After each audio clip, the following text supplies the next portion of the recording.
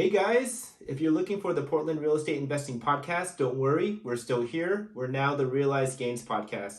We have the same great guests and interviews, and of course, the same great hosts. Check it out. Can you compare flipping a manufactured home versus flipping obviously a stick-built home? So the manufactured homes, you can get away with doing like not as high-end things. So you spend less and you obviously make less. And a stick-built house, you have to do, you have to do a better job essentially because you're presenting a better quality item. So it's more expensive, but you do make more. And then mobile homes are just cheaper, and then you do make less. Basically rental grade for the manufactured homes. Exactly. Yep.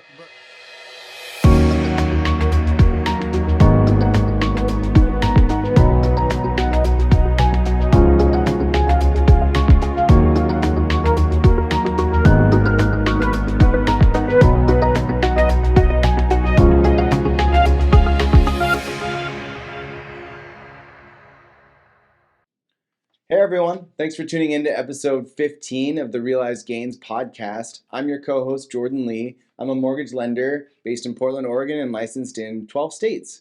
Yeah, and I'm your co-host Stephen Tran. I am a licensed realtor in the state of Oregon, and I'm a multifamily investor. And we have a great episode today. We have an extremely humble agent who teaches us a lot about manufactured homes. His name is Eduardo Reyes.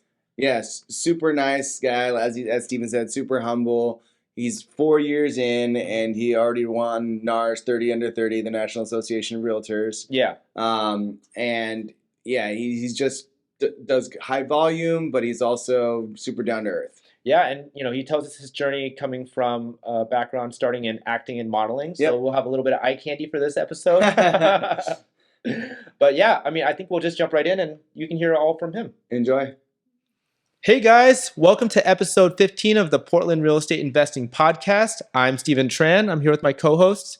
And I'm Jordan Lee here. And today we've got a really exciting episode for you. We've got Eduardo Reyes. He's with John L. Scott. He's a real estate broker. And let's see, how many years you've been licensed now? 4 years. 4 years. Great. Yeah, and so he's got a fun story to tell us. So why don't you start with that? I know you have I guess nobody has a straight path to real estate, but it sounds like yours is pretty interesting. I know you did some modeling, and you've partnered on commercials and done stuff with Nike and Adidas. So wow. Tell us about it. Yeah. Yeah, so I didn't really grow up with the idea to be a real estate agent. I was doing acting and modeling before I did this, and it was working out, but it wasn't very consistent, as you guys know or don't know. But I was in college, living down in LA. And I just was kind of living paycheck to paycheck. And I'm like, there has to be some, more to life. Oh, yeah. You're from LA originally, or you moved down there to? I'm actually from Mexico, and I moved to the U.S. when I was 9. And I pretty much lived here all my life. But right after high school, when I was 18, I moved to LA to pursue that career. And again, it wasn't working out, honestly. So I moved back, and I remember my friend's mom mentioning that I should get into real estate. So that was like the first thing that I just kind of it just clicked. I'm like, maybe I should try that. And I did, and I just had the intention to sell one house a month and, just continue with acting. But it honestly just took off. I ended up selling 33 houses my first year, which I still don't understand. And everybody was telling me that that's unheard of, but I just kind of felt like it was kind of like a challenge every time I would get a new listing or a new sale. And it was kind of like a thrill, the same thrill that I would get when I would book an audition. So I just kept going and going, and it just took off from there. Can I ask, what was your strategy your first year to get those 33? What were you doing? So I think that falling into the niche of what I do now, manufactured homes, really helped because my first listing was $1 million listing, which was one of my cast members from a movie that I shot, her parents. Oh, nice. So I got lucky there, but it didn't end up selling until 8 months later. Okay. But I got my first sale through a manufactured home listing as well. And I just got 29 people that were requesting to see it. So obviously you can only sell it to one. Yeah. So I just kind of kept in contact with those people, and it snowball effect after that. So there's a lot of, it's a big market for some people because it's more affordable. So I just kept going to the next person and the next person and the next person. It kind of just took off. That's great. Wait. So did you say your mother-in-law was the one that told you to get into real estate, or it was my best friend's mom. Your best friend's mom, and so she's just like, oh yeah, you'd be great for this. Yeah. How did that translate though? I mean, did you reach out to someone that you knew in real estate, or did you just go interview with firms, or? So it just kind of, I was driving back from LA by myself and I was like, what should I do next? And then I just got this like gut instinct to go into real estate because she had mentioned it. So when I did, I just kind of came back and looked up how to be a real estate agent on Google. And my high school friend at the time was with John L. Scott. Mhm. So I just reached out to him and I was like, hey, I'm thinking about doing this. Like, how do you like it? And he just gave me some great feedback about it. So I just did the schooling, passed the test, and then I came straight here. Oh, cool. Yeah. So a lot of people are like, don't sell manufactured homes. You know, it's a pain in the ass, a lot of work, a lot of hiccups. Same in lending. They're like, there's tougher guidelines. Yeah. What started that manufactured home world, and were you like did people kind of tell you to not do that, or how did that work? Yeah, so I actually grew up in a manufactured home. It's like 5 minutes away from here. So I just didn't really see it as any different than a regular house. And to this day, I still get made fun of for selling manufactured homes. They tell me that they're not real. But like my thing was like they're a person, so it doesn't really matter what somebody is buying. I don't want to discriminate based on people's purchase power. Yeah. And I found it in the beginning a bit offensive, honestly, because I'm like, my parents, that was the best that they could do. I'm like, so why would I, So I just kind of took off from there, and it actually blessed me in such a way that I like managed to get to a higher level than most of these agents. I've been doing it for a really long time. Yeah. So it was kind of funny that they made fun of it, but I ended up, it just took me, Yeah. And so you don't go back to those agents and just like send me your numbers every once in a while? I do tease them. I'm very honest. So I do tease them sometimes. I'm like, the mobile home guy.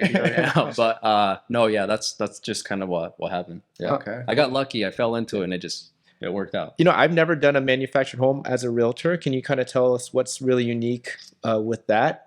Yeah, so they're like 3 times the work, and you do get less money. But essentially, the only different thing that you have versus a regular house is the lending is different because the land is not included, obviously. And so these are mobile homes in parks. A park. Okay. Yeah. And then also you have the park management, so you have to get approved by the park. So you have the loan approval and then the park approval, and then outside of that, everything is different. But the close times are around 45 days for these. Okay.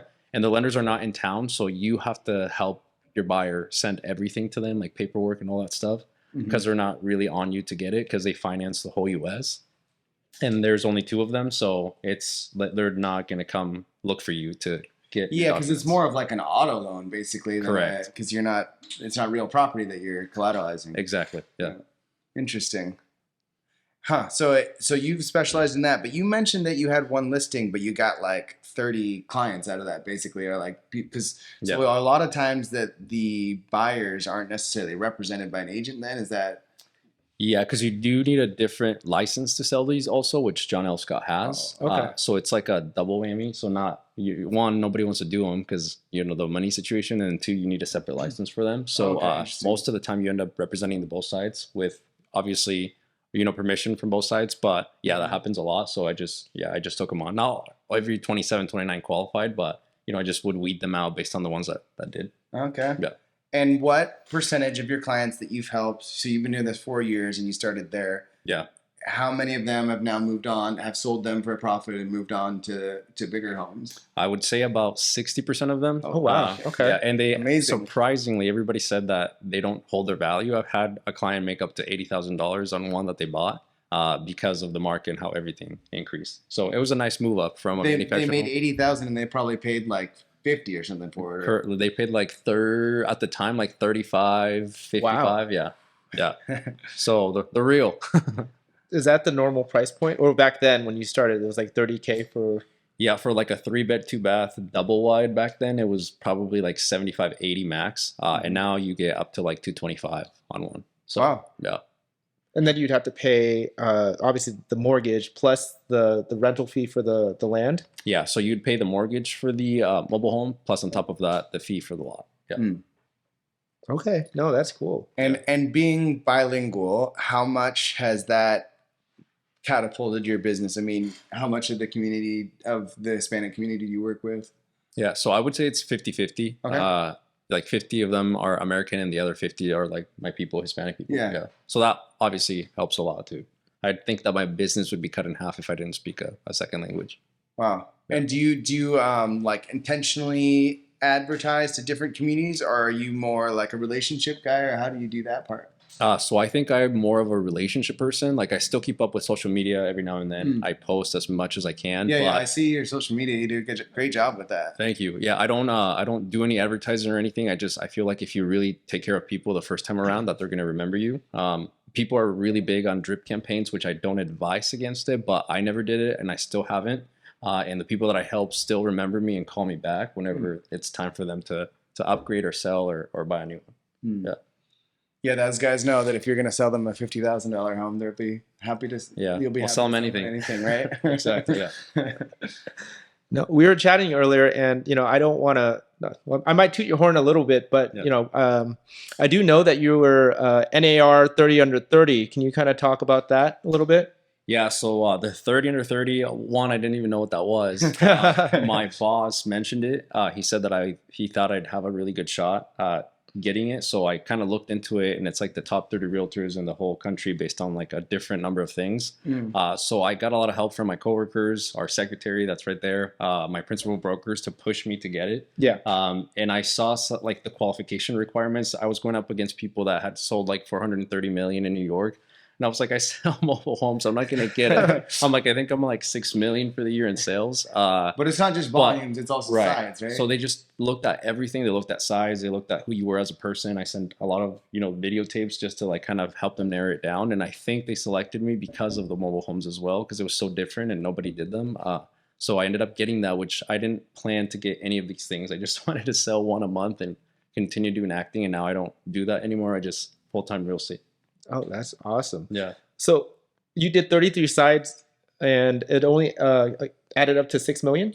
So I ended up, I do it a little differently. I just count the houses. So I think I ended up doing like 62 sides. Oh, my first year. Yeah. Okay. Wow. Because I double ended a lot of them. Yeah. So, but it's so different because I count like the actual physical houses that I sold, but everybody counts the sides. So it was like 62 sides or 60 something. Yeah.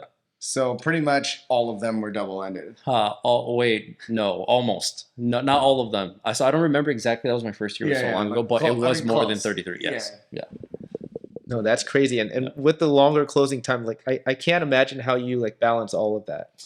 It was really hard. Like I worked 12-hour days. I didn't have a transaction coordinator like I did now, so I like would do everything myself. Oh my God. Just because I didn't know, I was still trying to figure out the market. Like I was new to this.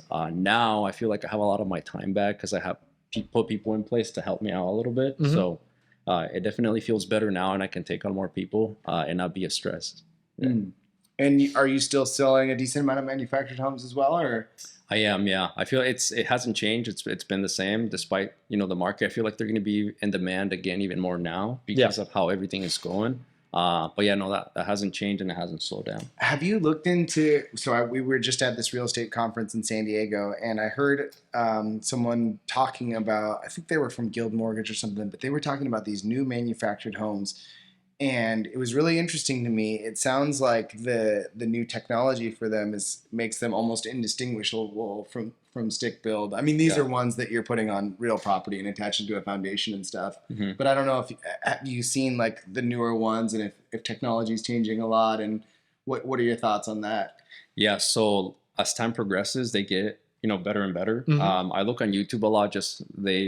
I just see like Google crazy houses, and there's some in Texas that they're making that are like triple wide, which means they're like even bigger. Yeah, and they have high-end finishes that make them look almost identical to a house. You can still tell that they're manufactured home because of the height, but if you like look past that, they look like a regular house. Yeah, that's what I heard. I heard that it's gonna basically be indistinguishable from stick build. Yeah, and that they're gonna be able to do them in like 30 days, basically. Like you can build them in 10 days or whatever, bring them out to the site, put on a porch and put on a garage, and then that's it. Yeah.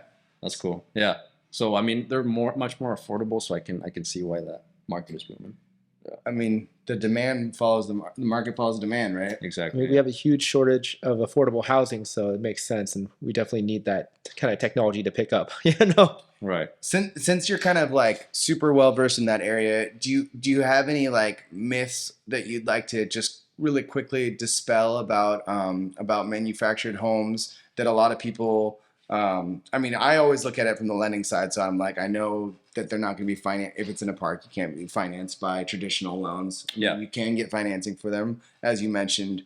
built after a certain date is a requirement for a lot of lenders. What are some other kind of just things out there that people say about manufactured home that's not true, or that you'd like to kind of clear the air on? I feel like the biggest thing when I started was that after 1978, you can't finance one. But I actually found a lender that finances one regardless of the age.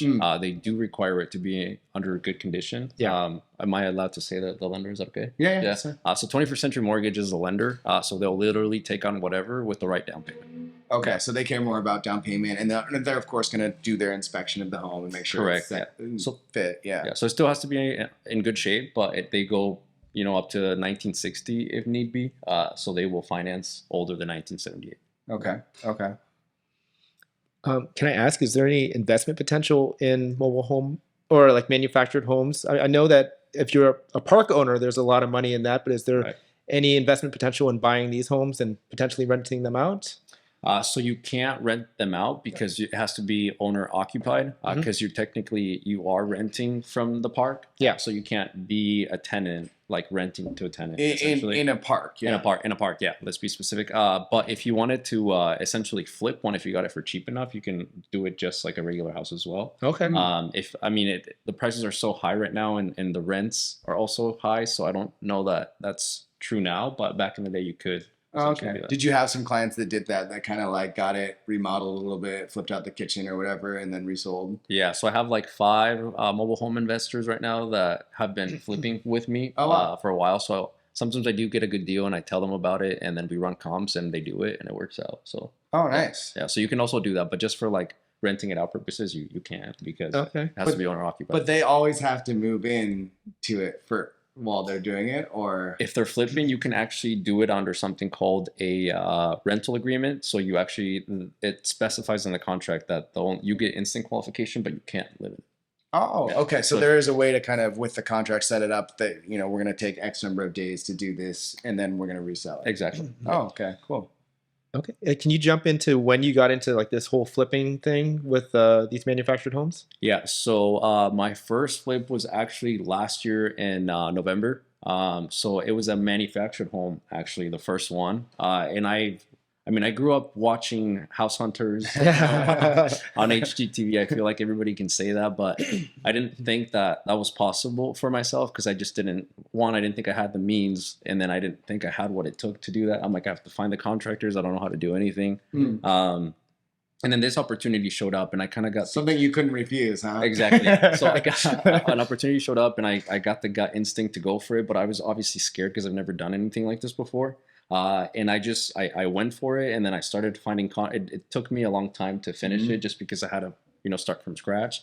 And my mom's coworker's husband was actually a contractor. Yeah. Okay. And he was needing some work, so we kind of got connected, and he's been doing my flips now, and he does an amazing job. Oh, perfect. So it really worked out, and I had a blast doing it. I did everything, so it kind of took away from my actual real estate for a little bit.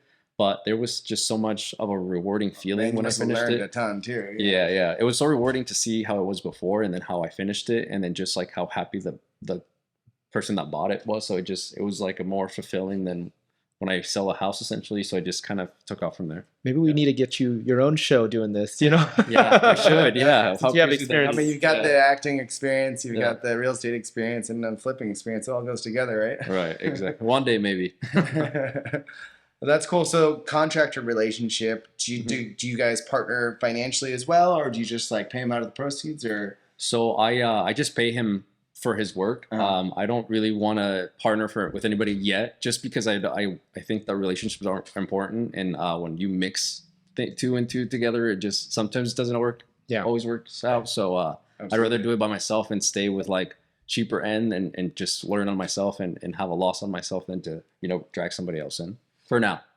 It's actually interesting to think about flipping a manufactured home for a lot. I mean, for at least for me, like thinking about flipping a bigger home, like I know the reward could be there, but the barrier of entry is pretty high, right? The amount of capital that you have to put in is a lot, and the private money, like if you go over a few months, you might eat up half of your margin, right? Right.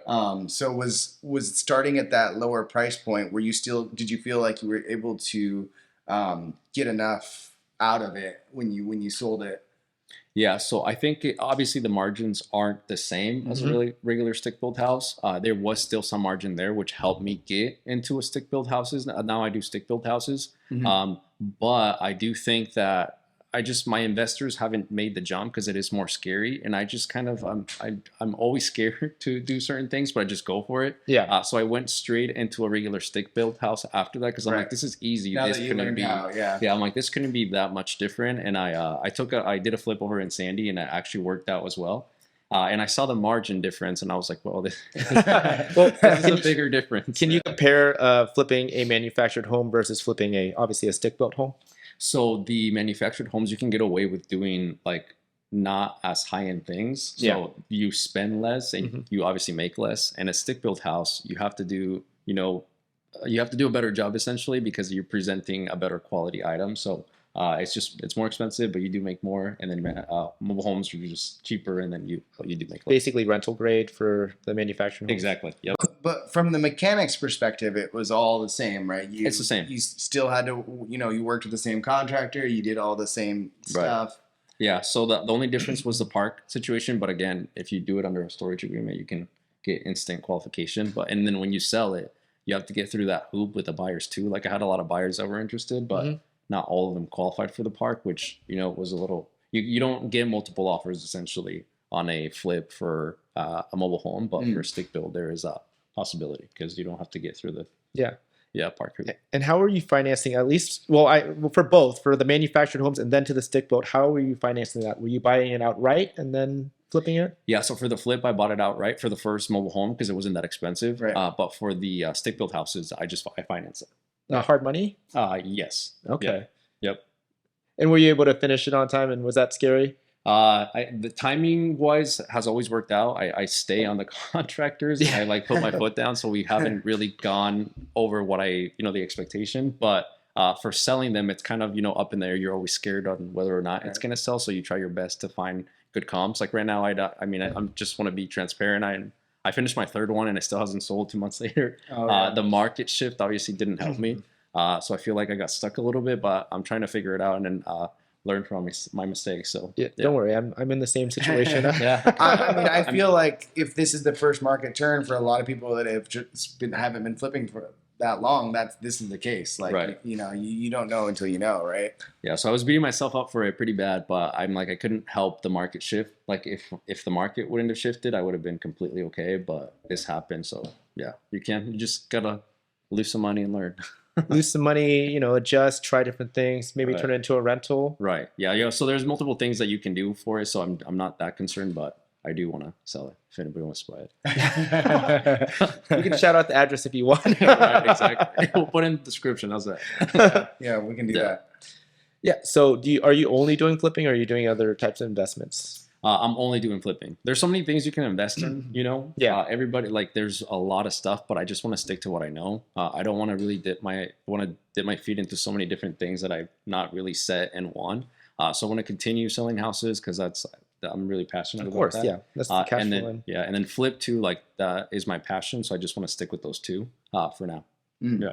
And is your goal to kind of move up the chain on flipping, or is there a sweet spot of single family homes that you want to stick at and just do more of them, or what are your thoughts with that?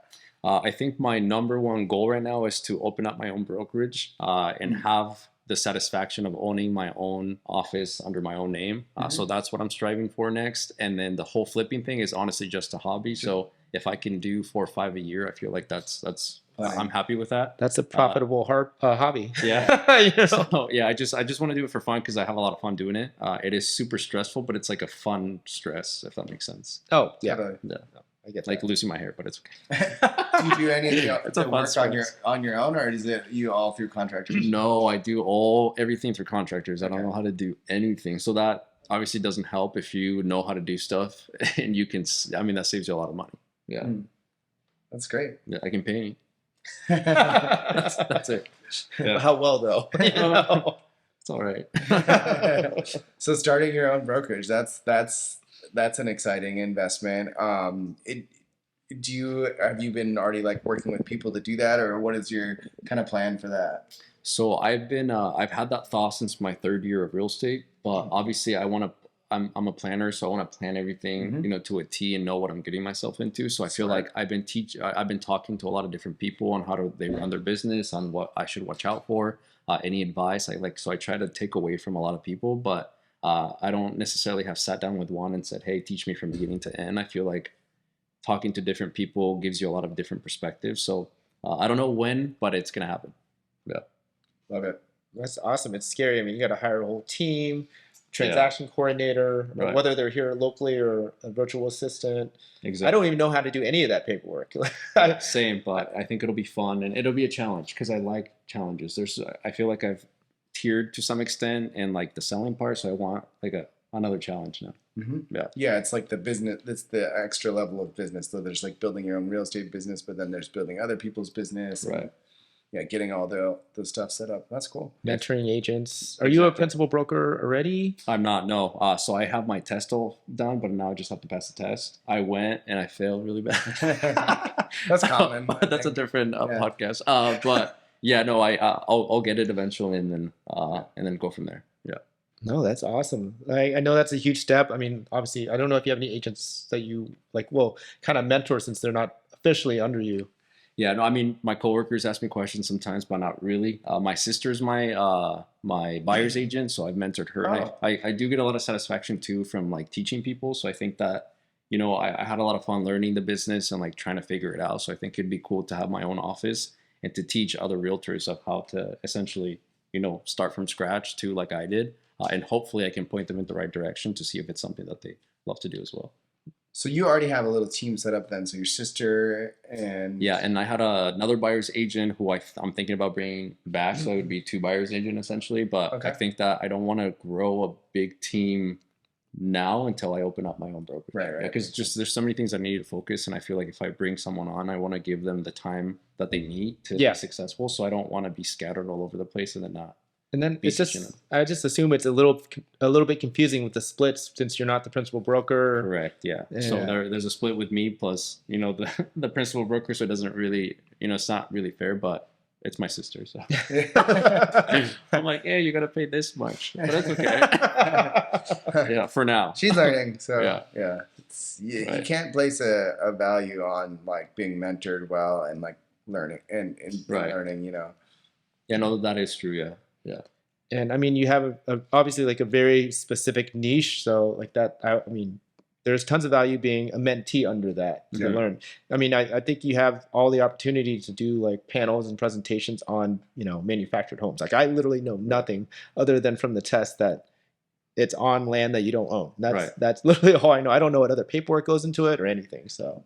Yeah, have you done CE courses for that already? I have not, no. Everybody always asks me, but I'm like, I always, all the time, I don't feel qualified. So if somebody asks me for help, like You know what the qualification is to do a CE course? I don't know. It's like 2 years in the industry. Oh, really? Okay. Yeah, I mean, I've done it before, so yeah. You definitely can. You fall into all these things. Oh, I'm accidentally 30 under 30. Whoops. I flip homes on accident. That's. I think you do truly believe in yourself. I know you're competitive, especially in bocce ball. So that's funny. How did you guys do in that tournament?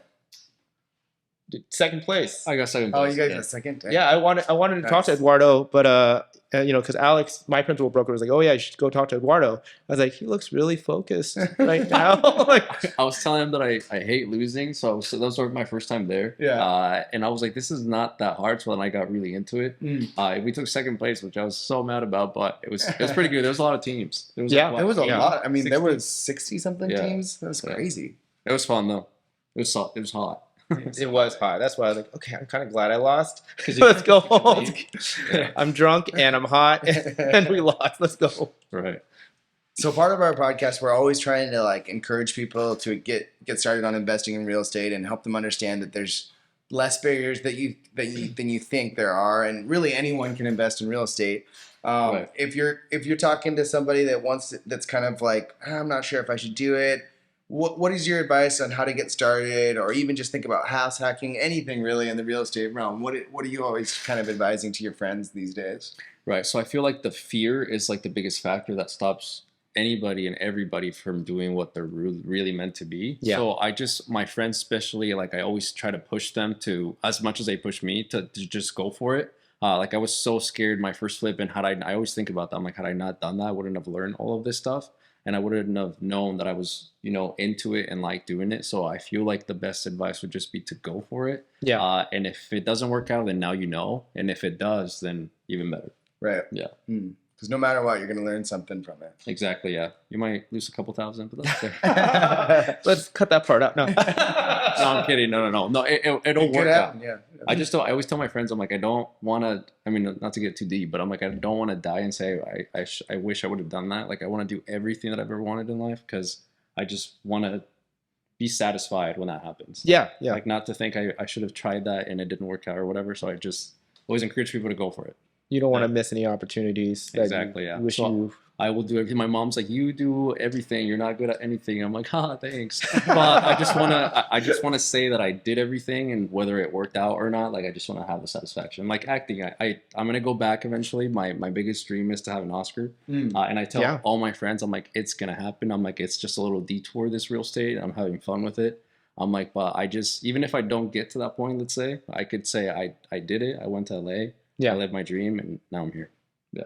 Love it. Well, you could get a real estate show. I mean, I mean, that's a good start. So right? Flipping homes, like I said, you should get your show on what you're doing right now. Yeah, there you go. What did when you told your parents you're going to go be an actor, what was that conversation like compared to like going into real estate? Because I know we're in the Asian Real Estate Association, and like all of us talk about how your parents are like, no, you can't be a real estate like doctor, attorney, or engineer, which I was. So okay. Yeah, so my parents wanted me to be a lawyer, actually, and I took a law class my senior year of high school, and I was like, this is so boring. I'm like, I'm not doing that. And then I came home and I told him that I wanted to be an actor, and my dad was super upset because he's like, that's not like, get a real job. And then I did it, and my first big booking was a Volkswagen commercial, which like I was on set for like 2 hours, and it paid me like $36,000. Oh wow! Because it was a national like gig, so you would get paid every time it aired. Yeah. So I gave him some of that money, and he just didn't say anything. After that, he's like showing your commercial to all his buddies. So that was the reaction then. And then when it didn't work out, when I explained to them like how I was feeling, they just encouraged me to come back. And then my dad wanted to drive down so he could help me, make the 14-hour drive. But I was like, I just needed time to think about what I'm doing next. So when I got home, I told them that I wanted to do real estate, and they didn't really have, they didn't have an opinion. They were like, okay, we trust you now. Yeah, exactly. Yeah. So, they're happy. You said something there that I think maybe might have been missed, and that a lot of our viewers would be surprised, is that you said you got a commission, you immediately gave back to your parents. I feel like that's not something that a lot of people do when they get their first job. What tell us about that? And I feel like I might have been told that you already purchased a car or a home for your parents as well too. Yeah. So let's talk a little bit about that. I feel like we have the same morals essentially. Yeah. Your communities in my community, but that's just how I was raised, to take care of your parents. Like that is like the biggest number one law in Mexico. So when we came to America, and there's like people, sending their parents to like retirement homes, like that was so new to me. Yeah. So the expectation was always to take care of my parents. So when I went to LA, my biggest motivation was to make it big so that I could take care of my parents. So when that did happen, that was like it's just got instinct to help them out. So when I was not making it, the biggest reason, like the turnaround point, I guess, was when I had to ask them for money to pay for my rent. And I just felt so defeated. I'm like, I'm 22 years old, and I had to ask my parents, who I'm supposed to be helping, to pay for my rent. So I was like, I gotta go, and I gotta do something different. So that's why I got into real estate. And since it did take off a little bit, I'm very grateful. I was able to purchase our first house, which I had promised my dad when I was younger. Yeah. I was like, and I'm going to get you a house one day, because that was his biggest, that's the American dream. Yeah, totally. So it happened, and I got it, and then I bought him his dream truck that he wanted to, like the year after that. So yeah, they're set now, which was my biggest, like that was my number one motivation. People always ask me, they're like, why do you do real estate? I'm like, because of my family. Like, I just want my family Take care of your family. to be set. Yeah. What do your parents do? So my dad is, he did landscaping for a really long time. He just stepped out, so he's a general contractor, so he will build anything and do anything. And then Awesome. my mom worked as a packer at Sally Beauty's, like the warehouse, which just closed. So she is no longer has a job. So if anybody needs anything, no, I'm kidding. But I just told her, I'm like, hey, mom, you're good. Don't worry about it. They don't need to work. No, I admire that. I mean, taking care of families is really important. Yeah. So That's what caused you to buy your first place, isn't it? yeah, I bought my first property to house my parents. It was a fourplex. See. So they got one unit because I was like, I really don't want a mortgage all That's good. for myself. But I eventually moved them to a townhouse. Nice. And that turned into a rental property that's cash flowing. So I feel like if you take care of them, like life just gives you back. Yeah, I mean, they're your parents. That should be your number one. yeah, I definitely wasn't going to put them in a home and, Right. forget about it. Right. So, So yeah, that was my biggest thing, to take care of my parents. Once that was out of the way, then I started taking care of me and buying all the stuff that I wanted to as a kid. So yeah. No, which is great. I mean, you definitely have to take care of yourself. I think that's a lot of us, children of immigrants, we forget that. Right. We forget to take care of ourselves. Right. So it is important, especially, celebrate your successes, and, you should be able to celebrate your successes, Right. I got to get my dad a truck first, though. So Yeah. There you go. that's my next steps. You'll do it. Yeah. I'm sure. Love it. Said don't do it? Or No, do I it? said you'll do it. Okay. I was like, what's wrong with that? It's like a very inspirational podcast, but you can't do it. No, you can't. Oh, that's great. Yeah. So if people are trying to find you, how could they find you? On social media, etc., email? Instagram. Instagram, okay. Reyes Real Estate _ and then Eduardo Reyes on Facebook. Okay. Or phone number 971-282-1806. If you need a house, call me. Great sales pitch. This is why you got 33 in your first He's year. a real estate too. Call him too. Yeah. Oh, thanks again so much for being Yeah. on the show. We really appreciate it. Awesome. No, thank you for having me. Yep. Appreciate it. Thanks. Yeah.